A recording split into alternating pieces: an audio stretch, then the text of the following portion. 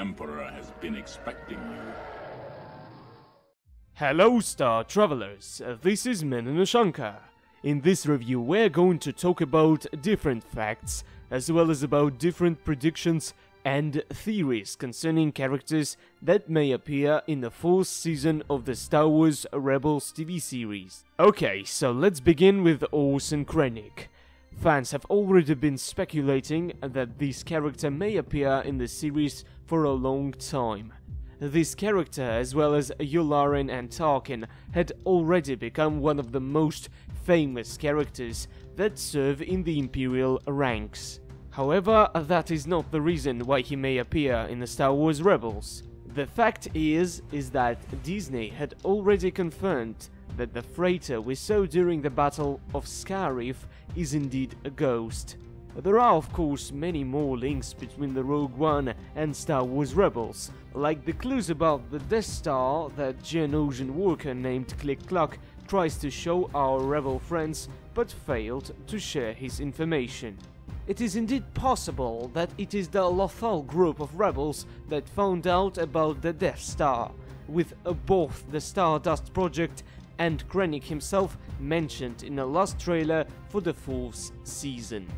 The next is Cassian Andor, a character of whose story we know too little, can be considered both a hero and an anti-hero, just like another character from the Rogue One that has already appeared, Saw Gerrera. According to the present-day information, Cassian carried the title of Fulcrum. It is indeed possible that we can see how Agent Kallus lost his title, giving it to Cassian, or even how Cassian can become Kallus's apprentice, so they will both share the same title. And if rumors that Ahsoka Tano is alive are also true, then we have a chance of seeing 3 Fulcrums just in one season. Well, isn't that fascinating? Well, maybe not as fascinating as the lone fact that Ahsoka returns, but yeah, I will be more than glad if that turns out to be the truth. But let's continue with Han Solo and Chewbacca.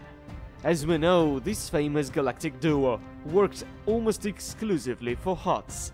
If he, like for example Lando Calrissian, indeed did something for the rebellion, it would be hard to explain why he was so reluctant to help the rebel princess. Well, maybe he didn't even know that Leia Organa was a part of the rebellion before the New Hope.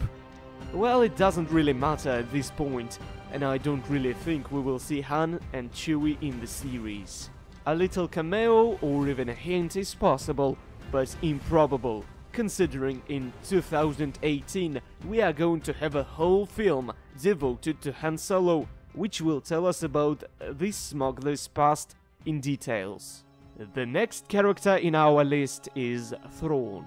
As we know, he was already shown in a trailer, but from the last words said by Bendu, we can see that the destiny of this Grand Admiral may be dark, if Bendu's words aren't pure bluff, of course. As we know, in the old canon, Mr. Mithro Nurodo was killed by his own bodyguard, Rook.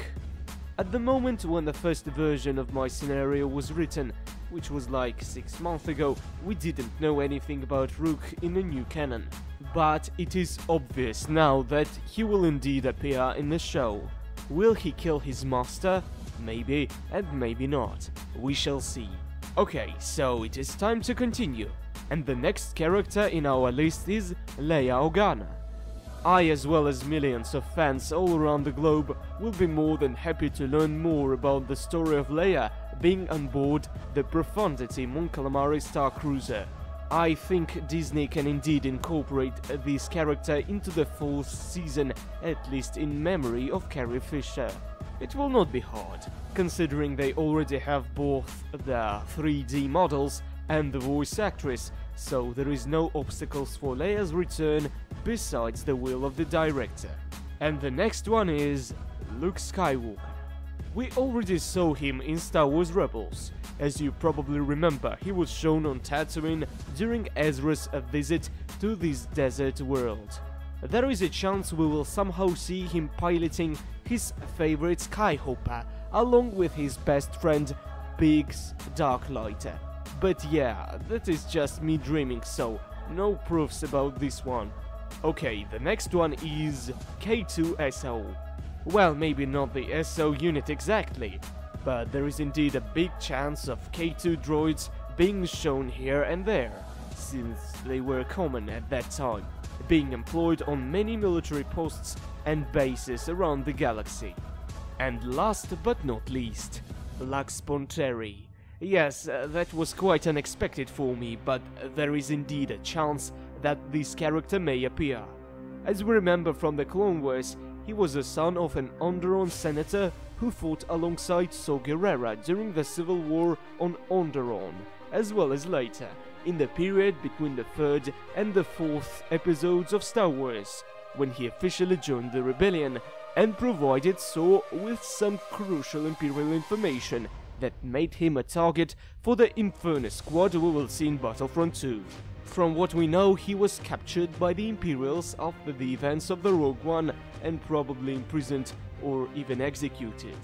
Knowing these facts, it can indeed be so that Lux will appear in the 4th season, either in the beginning of the season, where he will help the rebellion in one way or another, or at the end of the season, where, if he is in jail, we may see how he will be freed from the imprisonment or will die trying, if he is not already dead, of course.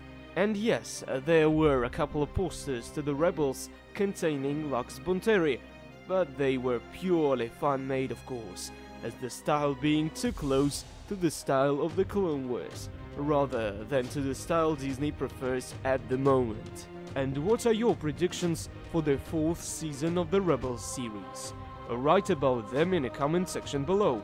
Also, leave a like and please share a video with a friend to spread the word. That will help me improve my content on my channel. If you're on my channel for the first time, then subscribe. And as the ancients said, let the Force go with you. Always.